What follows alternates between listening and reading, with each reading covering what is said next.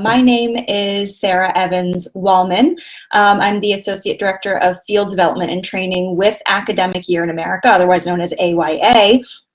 And today we are going live to give you a peek into what life is like as an AYA local coordinator. There's so much information out there about AYA, but it's best when people can talk to those who are such an integral part of the program and can learn from them, and that's what this is all about. So we have Melissa with us.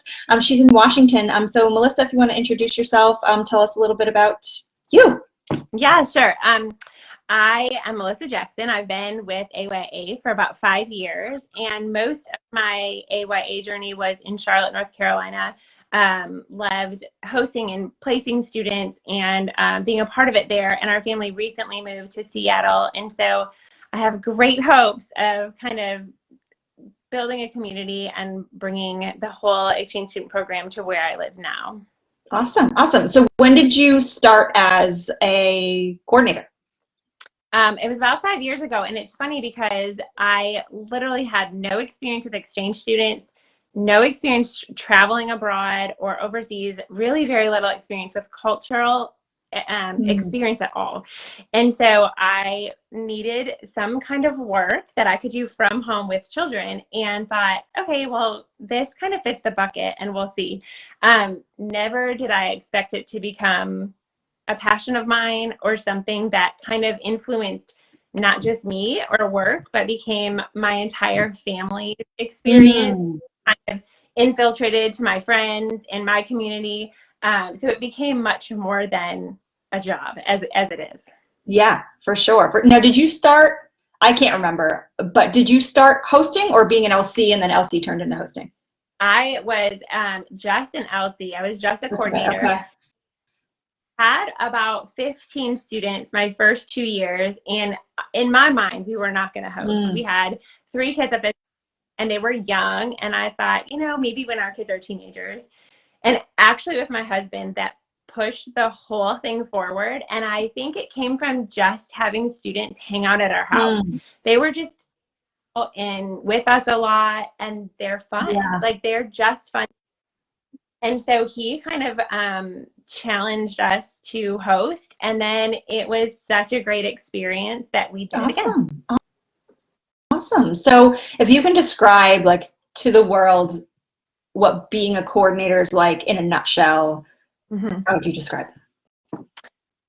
AYA's mission is bringing the world together, and I think that really embodies what a coordinator does. You're kind of the orchestrator between a host family and a student. You find a family, and then you get to know them and what their interest and their family dynamic is, and then you kind of search with them for a student that you think would just be a good complement to their home. And then the best part is when they arrive and you kind of get that magic moment at the airport when they talk on the phone, they've video chatted, they're so excited, there's so much anticipation, and they finally get to start this adventure together. And so, yeah, you really are just the middleman to make things go as smoothly as possible, and then kind of get out of the way and allow them to have their experience while being a buffer of anything that you need. For sure. And what do you think it takes to be like an ideal, really good local coordinator? Let's see. I would say flexibility for sure. That yeah. 5, it is kind of on call because you're working with people's lives, and so nobody can predict a broken arm. Nobody can predict somebody getting sick, or a job loss, or a job transfer, or just things that come up because you're dealing with people's lives. And so you're kind of available, and you may have stretches where everything is, nobody needs you, and you may have stretches where people just have questions or need guidance or have next steps. So flexibility. And then the other part I would say is communication skills. I like in most of life, 75% of what we have challenges with could be avoided with communication. And so I being able to communicate with students and with host families, everybody's expectations, the way things, having them prepared for the way things are going to work. I just think being able to clearly communicate is key. Yeah, for sure. And I know obviously you hosted and are an LC. So how do you think hosting has helped you become, the LC you are? It definitely benefits if you do it first. I mean, the way I did it, but Yeah. like the person who's not a parent saying like, let me give you parenting advice. And you're like, Yes. you Yeah, please don't. the same thing where I feel like I can speak into things and say like, I get it because I get it, whether it's a student or a host family, both sides, I feel like I've experienced, even the student side, seeing students in my home struggle with missing their family. I get it differently than just seeing a student struggle missing their family. And so, yeah, having experienced it, and it helps when there's a new host family to say like, I get your fears or I get your hesitancy because I was also hesitant and here was my experience. So yeah, I think it's a game changer once you've kind of walked that process. Yeah, absolutely. And, when it comes to hosting, what would you say, and this is like a very loaded question, but what would you say are the most important qualities a host family should have? I would say number one would be kindness. I think, I don't think being a host family is hard. I think sometimes host families make it harder. Like they have this grandiose idea, but truly when a student comes, they want somebody who genuinely wants to know them and be relational with them. And so I think somebody who is genuinely kind and cares about relationship building is like top quality. Everything else kind of falls into place. It's definitely not a lot of money. It's definitely not super organized. It's definitely not a beautiful home. Like it's all these things that we think need to happen. But I just think the whole thing comes from having the heart to want to experience this with a student. Yeah, for sure. And, I've seen it and you've seen it as, our families are awesome. And there are so many people who have that kind of key, which is, being kind and being good people.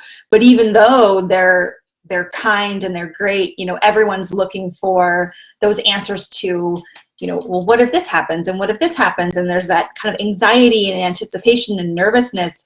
What would you say is kind of the recipe for a successful hosting year for a family? Like what are the big like do's for a family? Sure. I think knowing your family well, as far as being able to kind of think through your expectations of, a lot of people have these like back of their mind expectations that they don't even realize. And if you on paper and then bring them to your coordinator who you have a great relationship with and say, are these even realistic? Because it's funny, a student will come and then the family will say, well, I thought they would make dinner once a week, or I thought they would their foreign language. And you're like, who knew that? Like one is, and two, the students, a 16-year-old doesn't think like that. And so I think the best thing you can do is really prepare yourself for what you expect and then try to figure out if that's realistic. Because a lot of times the expectations in our minds, when we place them on a 16-year-old, probably aren't very realistic anyway. They're just teenagers and kids and want to just experience being a part of your family. Right. And you even said it, you have to communicate about these things, because if not, someone's going to assume something that the other person might not. And then, if communication doesn't happen, a lot of things can't happen. I think so many challenges that I've walked through with host families either disappear once we've communicated it all together, or could have been completely avoided. Little things, I just wanted them to hang up their towel in the bathroom, and you're like, I really think they can do that. You just have to tell them. It's the littlest things, but just being able to communicate well is a part of success. Sure. Now, when it comes to having the student arrive, and it's such a cool moment and an exciting moment. And, again, there's that nervousness and excitement from the family of like, well, how do I prepare for the student? What should a family do to prepare kind of themselves, other than, kind of like rid yourself of expectations and be clear about those things. But what should a family do to prepare for the student's arrival to their home? There's little things that your coordinator could tell you, like, there's families that do sweet things to make their room more comfy or make them feel fun. But as a broad answer, I think there's very little that you do. I really think that your life should look very similar before and after the student's arrival. For so many reasons. One, people with big grandiose plans and ideas, it's not maintainable long term. Or if you've completely upended your whole routine and schedule so that you can serve them a hot breakfast in bed, like, yeah. I think, to say the way we live now, we're going to invite them into that. We're not lifestyle to be something else so that they experience something different. So yeah, I think the expectation is way lower than people realize. Yeah, for sure. And, you mentioned normal life is key for the student to experience. Like from your families, I know it's kind of different everywhere, but, what would you say like a typical week, like a hosting week looks like? Yeah. My personal family, it looked exactly the same. You may have a couple more errands to run or to drop a student off or coordinate another schedule. But my students knew, my own two girls that we hosted, they, I set them down early on and I said, we have 4 kids. They have crazy schedules. When you can get a ride, that's super beneficial. When you can't, we'll figure it out. This is how, how we roll. And, it looked very similar. So they knew where we were going and what we were doing, and that they were invited but not expected. So we're going to soccer practice on Monday and Wednesday. You can come, you can stay home. It's kind of our personal, like what I did with my family looked almost identical, both during arrival. Yeah, awesome. And again, kind of going back to the what ifs, and, we get this question a lot. I'm sure you get this question a lot, is this is great. This is so exciting, but like, what if it doesn't work out? What do we do? So like, what do you tell people when they ask that? Because, we know they ask that, and it's a very normal question. It is very normal. And I think, what I tell people, or what I feel, is that I'm not only selling AYA or selling the idea of an exchange student when I'm promoting it. I'm selling myself as the relationship that I have with them. I need them to trust me. They have to know that I'm invested in their family and their success in this, and that I'm not going to disappear when something happens. And so I want them to call me when they're frustrated. I want them to call me if they feel uneasy about the way things are going, and I want to step into that with them. So I think having a good relationship with your local coordinator, knowing that they're going to respond to you and be an advocate for both you and your student, and be that kind of middle ground to see both sides, I think is really important for them. Most people know, if they know they're not stuck, it's just it's usually they don't need it. Most of the time, families, they just want to know you're there if it didn't work. Yes. And so I think having that affirmation just kind of lays a foundation of like, if you get anxious, I am here for you. And that's all they need. Yeah, for sure. Now, obviously, COVID is here, and, it's a part of our lives, and it's, now kind of become a part of our program, and we've had to work around it. But, what would you say to a family who is, understandably concerned about, I really want to host, but, COVID exists, and, what is AYA kind of doing about it? And, how can I do this with, COVID still being here? Sure. I think as we're hopefully on this downward slope of COVID, we're seeing hopefully light, that people are ready to live life again. And I can speak, I think, for the majority of local coordinators that I've spoken with, we're ready to have students again. We're ready for to be able, and so it makes me sad when people are uneasy about it for that as being a reason, understandably. But AYA has really stepped into to having a plan that students have to have a negative test 72 hours before coming, and when they come, they quarantine with the family. So they'll ensuring that they're healthy and not a carrier upon arrival. But I think that once they're here, they're going to follow the same protocols that the family has in place, that the school has in place. And so, I really hope that people kind of embrace this as being a part of the next season, so that we can kind of have some normal life experience again. For sure.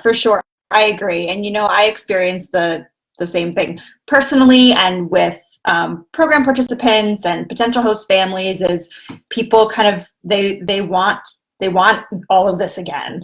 And on the other side, it is understandable. COVID is still kind of unknown, and it could be scary, but hosting's not scary. So no. Awesome. So, those are, I think we're good, but thank you so much for going live with me. For those of you who are watching, thank you for tuning in. If anyone does ever have any questions about hosting, you can reach out to AYA at ayainfo@aifs.org, or you can reach out to us toll free 1-800-322-HOST. And if you happen to be in the Seattle area, then Melissa will probably be your local coordinator. But it's an absolutely wonderful program. If you have hosted, this. If you haven't hosted, go on the website, get some information, and hopefully you will host with us. And Melissa, thank you so much for going live with us. I appreciate it. Thank you. Thanks All right. so much. Have a good evening, everyone. Thank you.